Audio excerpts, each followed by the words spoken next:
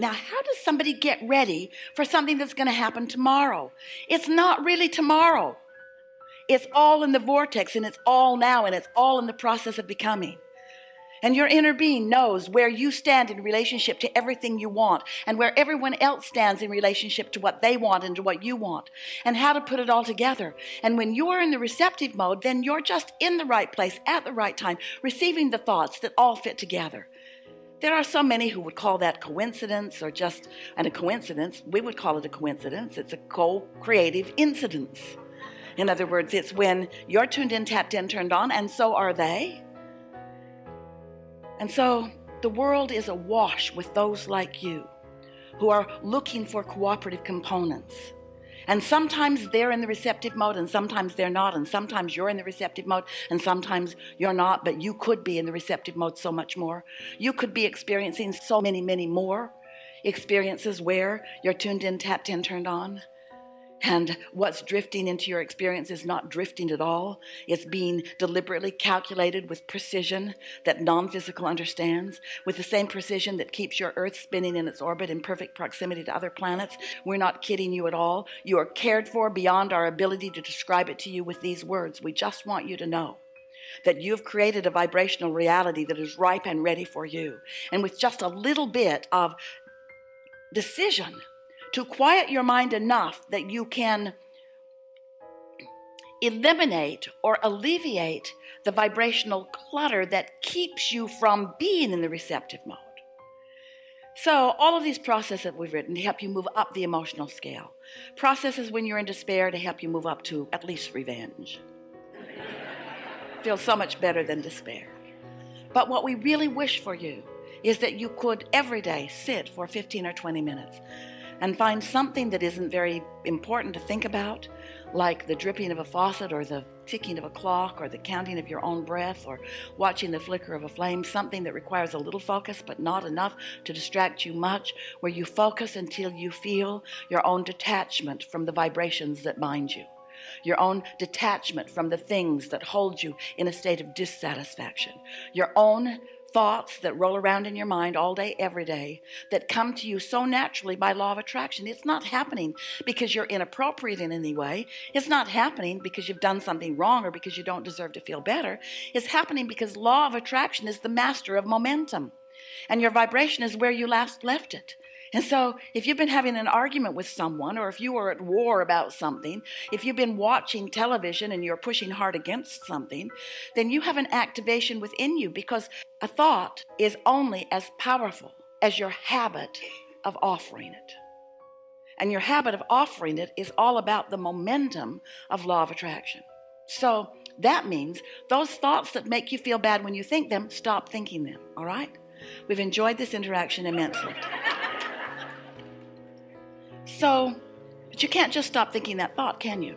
You can't stop thinking that thought because you're thinking about that thing you're not going to think about while you're thinking about not thinking about it. I'm not going to think about that anymore. I'm not going to think about that anymore. I'm not going to think about that anymore. I'm not going to think about that anymore. And it just gets bigger and bigger the more you're not going to think about it, because you're thinking about it even though you don't want to think about it. Law of attraction won't let you let go of it.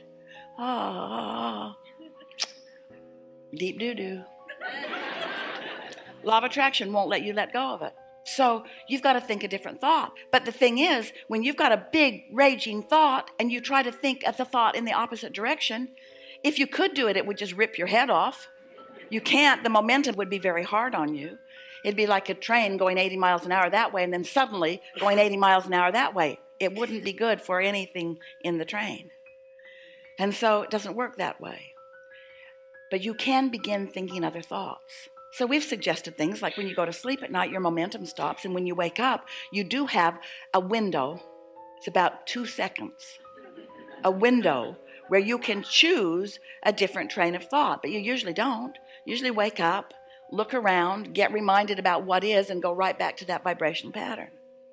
But if you would decide that you're going to set aside early in the day, we think is better, 15 or 20 minutes, not more, where you can quiet your mind.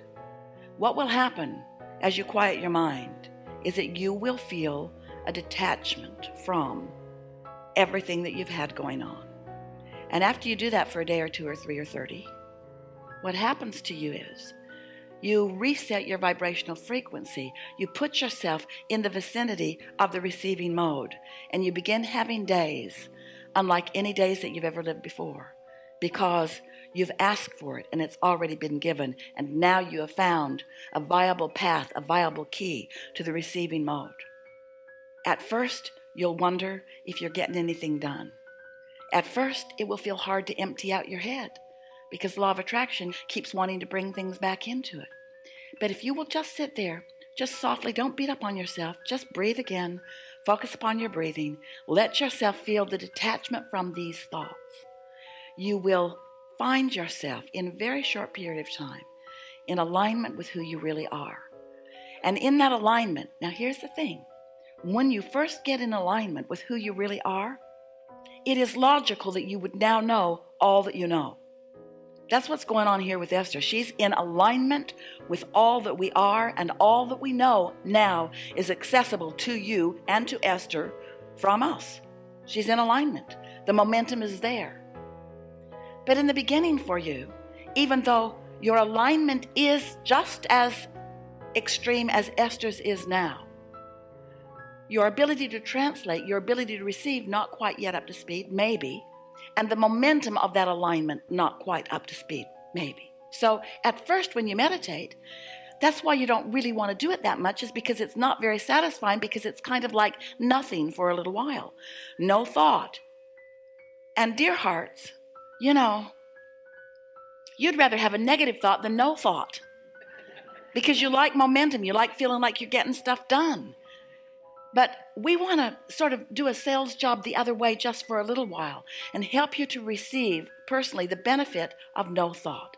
The benefit of no thought is that you can find that mindless place where law of attraction can help you then to come into alignment with your inner being.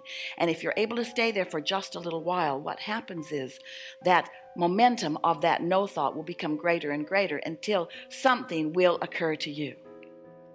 Esther's laughing because when she sits to meditate, often those first thoughts that come are images or ideas about silly things like moving furniture around. She thought, maybe I should work on world peace. Nah, I'll just move my furniture around. Because that was something that she could receive. You see what we're getting at? Now, it doesn't take very long when you allow yourself to just receive whatever it is to realize, and this is the thing that we want you to know, this is the key to your success in this. And we can tout the benefits of it all day long, and we usually do, and we think you get that. But this is how you know that you are in the receiving mode and that it's of benefit to you. You feel satisfaction in being there.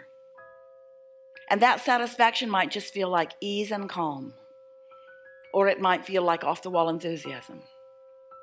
And ease and calm is perfect alignment, and off-the-wall enthusiasm is also perfect alignment.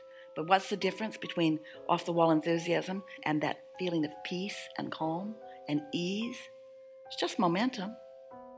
So if you get there and you allow yourself to stay there, law of attraction will bring you more and more and more and more momentum. And so those vibrations at first will be feelings. They might even be images for many of you.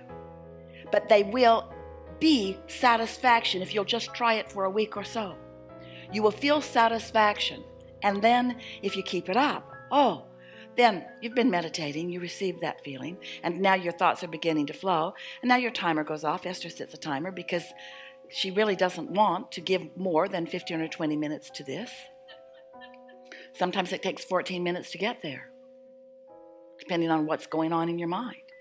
But then, if you begin the day like that, what begins to happen is, through your day, you will begin to notice better timing than you've ever lived. More ideas coming into your mind. More ideas occurring to you. And you may be tempted to say, I thought the best thought. Or you might say, I had the best idea. And then in time, you'll begin saying, I received the best idea.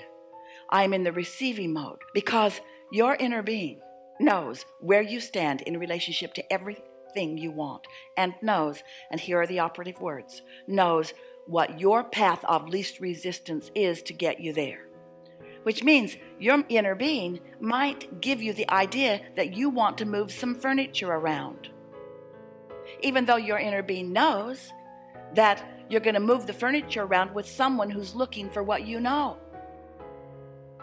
And your inner being also knows that you might want a sort of comfortable opening, getting to know each other because you're a few decades older than they are.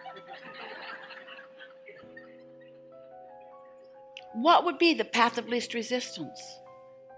Your inner being knows you've got a music system that you don't know how to run. Your inner being knows how to run it. So your inner being gives you the idea, wouldn't it be nice to know how this works? Your inner being gives you the enthusiasm to be patient enough for the first time in 10 years to sit and play with the knobs and buttons until, whoa, who knew? Who knew? All that music in all those places all at once. Esther was high for 24 hours. So were her neighbors. And then delivered right into Esther's grasp. A rapper. A real rapper. A real rapper with heart as big as any has ever seen, and desire as big as anyone will ever hold, with a pathway to exactly what he's looking for. What do you want to talk about? Lots of good stuff in this room. Quite a lot of trouble.